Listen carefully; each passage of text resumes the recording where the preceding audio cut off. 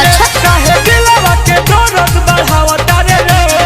ए बेवफा धोखेबाज काहे भूलैले प्यार लड़ कइया के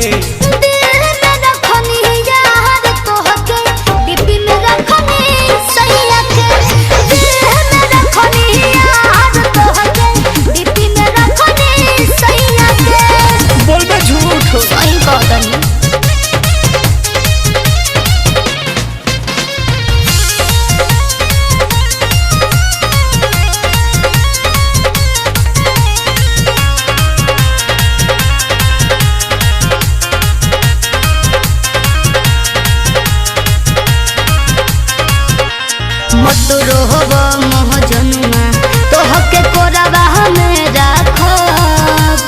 सैया जी के अपना हम सिंहरबा में राखब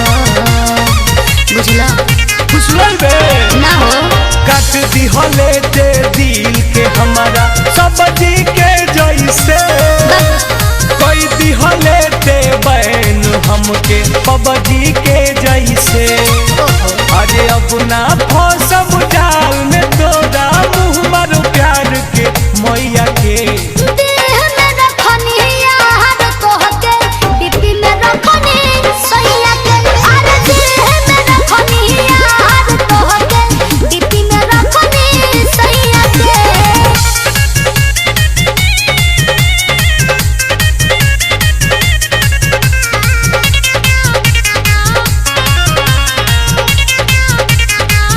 घर बदलल बा टुम टुम लेकिन पसंद नहीं खे बदलल तन बदलल बा सुन बाकी मन नहीं खे बदलल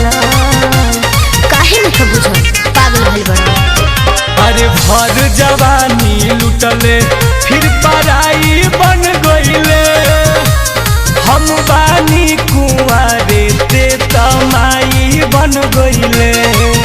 अरे गम के पार्टी कई दिन मनैनी संगे सुनिल अपू भैया